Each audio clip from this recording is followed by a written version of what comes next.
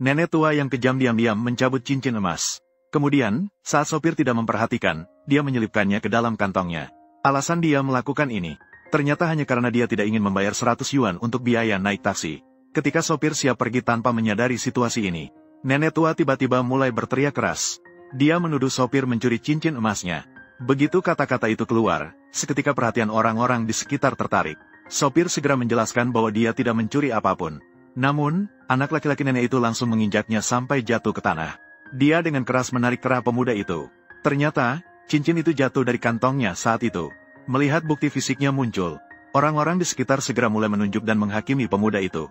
Nenek tua itu juga terlihat bangga di sampingnya. Dia merencanakan bagaimana agar pemuda itu menyerahkan 100 yuan untuk biaya taksi itu. Tanpa dia sadari, pembalasannya segera datang. Ternyata, 2 jam yang lalu, pemuda itu pergi menjemput penumpang seperti biasa. Dia tidak menyangka akan bertemu dengan keluarga nenek tua yang kasar. Beberapa orang dengan sengaja mencari-cari kesalahan. Mereka mengklaim bahwa mobil pemuda itu memiliki aroma ketiadaan uang.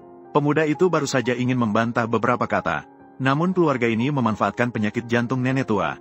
Jika pemuda itu berani mengucapkan sesuatu yang membuatnya marah, akibatnya tidak dapat ditanggung oleh pemuda tersebut. Pemuda yang tidak punya pilihan itu hanya bisa menahan rasa kesalnya dalam diam. Siapa sangka nenek tua itu justru kembali mengangkat sikapnya. Meminta pemuda itu turun untuk membantunya mengangkat barang. Pemuda itu berpikir, lebih baik menghindari masalah, jadi ia pun mengiyakan. Akhirnya, setelah ia masuk ke dalam, ia mendengar nenek tua itu mengeluh sendirian menghinanya, mengatakan bahwa pemuda itu hanyalah seorang supir bau. Kenapa ia harus ikut campur? Pada saat ini, nenek tua itu sama sekali tidak bisa membayangkan betapa angkuhnya dirinya sekarang. Betapa malangnya ia nanti jika serangan datang tanpa membawa obat. Hanya karena tujuan mereka sekarang adalah sebuah tempat wisata terpencil. Tempat wisata ini biasanya hanya dilewati oleh bus tour. Begitu terjadi situasi darurat, akibatnya tidak bisa dibayangkan. Ternyata saat di dalam mobil, nenek tua mengalami masalah jantung. Namun, dia menyalahkan semua ini pada pinjaman mengemudi si sopir. Pemuda itu menjelaskan dengan sabar kepadanya. Sekarang mereka berada di jalan tol. Ada petunjuk di sini. Jika nenek itu benar-benar tidak enak badan, di depan ada pulau kendaraan darurat. Dia bisa berhenti sebentar di depan. Namun, anak laki-laki itu melihat ibunya begitu menderita. Seketika berubah menjadi senyuman lebar. Langsung merebut kemudi di jalan tol.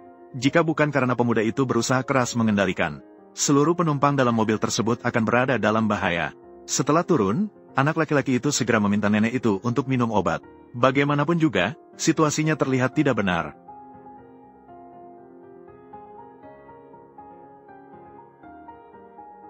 Dari mana obat itu berasal? Obatnya sama sekali tidak diambil. Apa yang kamu katakan? Tidak ada obat.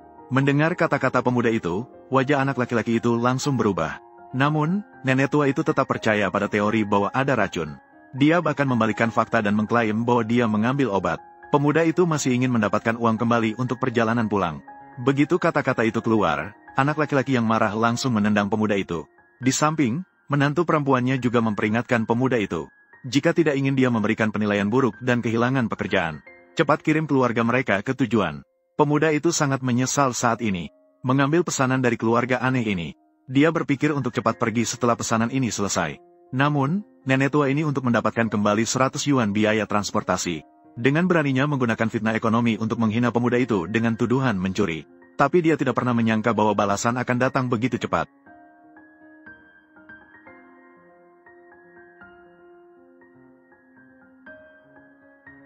Nenek tua yang sudah jatuh sakit pada saat ini, masih tetap berpikir bahwa ini disebabkan oleh pemuda itu. Dia meminta anak laki-lakinya untuk segera mengeluh tentang pemuda itu di platform. Sambil meminta agar dia mengembalikan 100 yuan biaya transportasi itu. Setelah dia mengucapkan ini, pemuda itu baru menyadari. Nenek tua ini sepanjang jalan berusaha keras mengganggu dirinya sendiri. Ternyata hanya untuk mendapatkan kembali 100 yuan ini. Pemuda yang tidak tahan lagi mengeluarkan 100 yuan itu. Kemudian ia langsung berbalik dan pergi.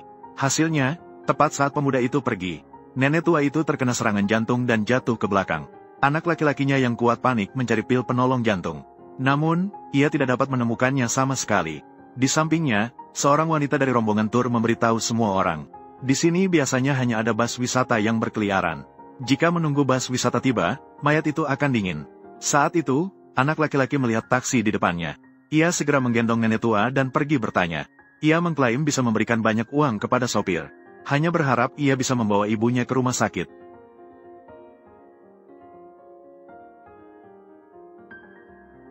Tolong selamatkan saya.